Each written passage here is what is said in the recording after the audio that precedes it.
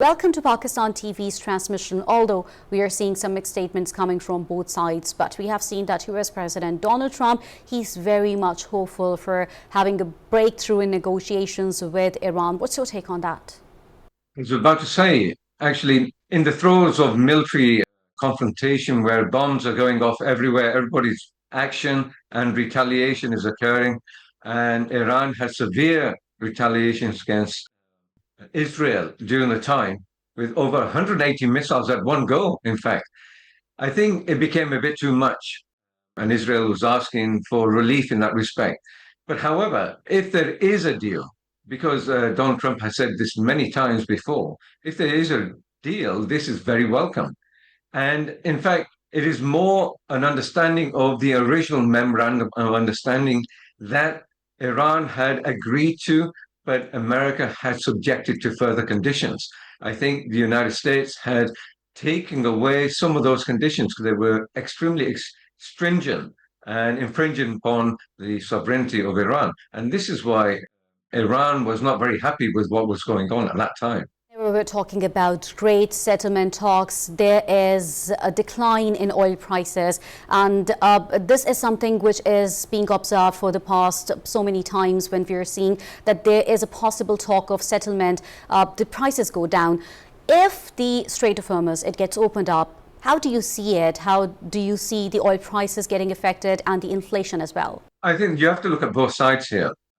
Iran has been saying they will open up the Hormuz Strait in a systematic manner, an organized, structural manner. And there's the other issue of the blockade by the United States. If you've seen what the president has said overnight, he indicated that the Hormuz blockade from the United States Navy will continue. So it's not just the Iranian side that needs to reduce tensions there.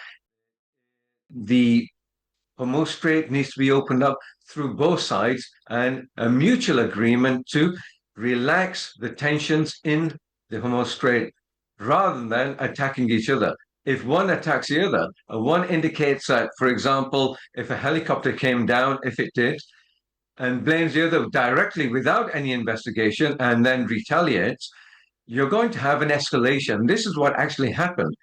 An escalation occurred, but it nearly went out of hand because Iran was not willing to sustain such an action by the United States or Israel. And it has to be carefully calibrated.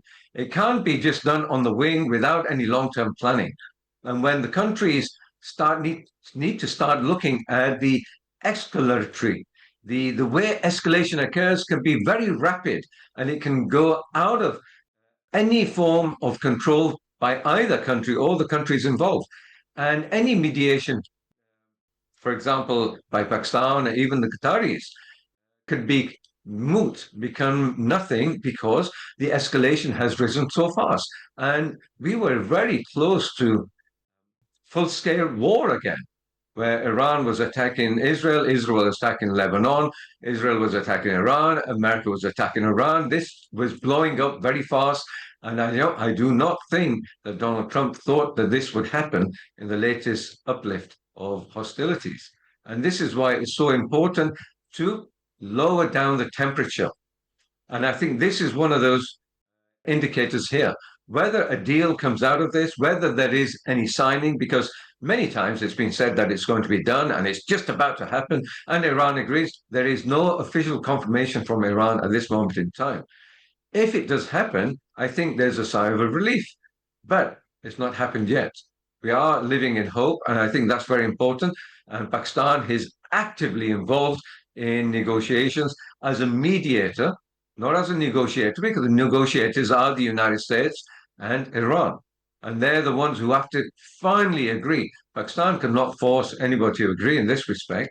But I think this just relaxes the tension a little bit where both sides can go further apart a little bit to settle themselves and think with cooler heads rather than reacting to violent action.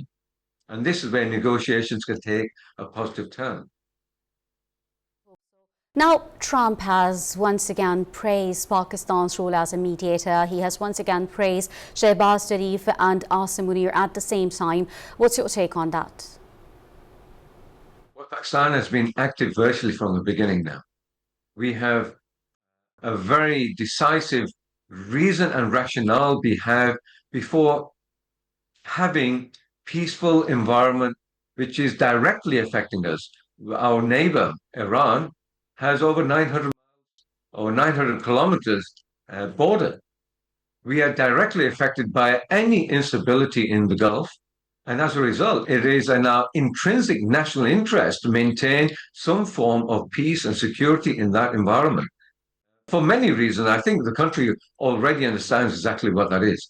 And it's not we want to play big. That's not the case. The case is that our national interest is involved here and that we want parties to settle and negotiate with each other in a peaceful environment so they can come to some form of resolution and final peace agreement, which has long term effects. I think Iran has consistently said that it wants a long term solution.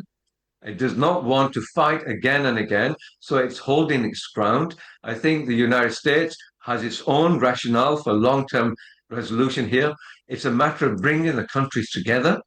And that's our purpose and that's our resolution. And we are actively involved. And other partners are also involved because regional actors are all really tied into this. And in fact, not just the region, the world. I think Pakistan is intrinsic in this because we have relations with the United States, with Iran, with the Gulf countries, and other extra regional countries that are involved directly in one way or another. And I think more than anything else, it is more important than anything that we find a way somehow to bring the parties into a place where they can start agreeing, at least on the periphery. The memorandum of understanding, for example, doesn't directly negotiate the nuclear issues, which were the forefront of all the disturbance in the first place.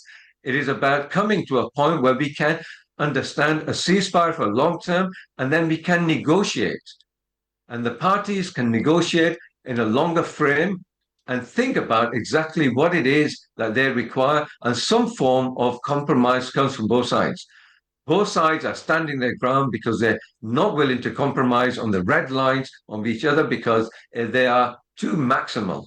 They are too large and impinge on each other's red lines. It's a matter of coming together, and Pakistan has done an absolutely excellent job in this respect.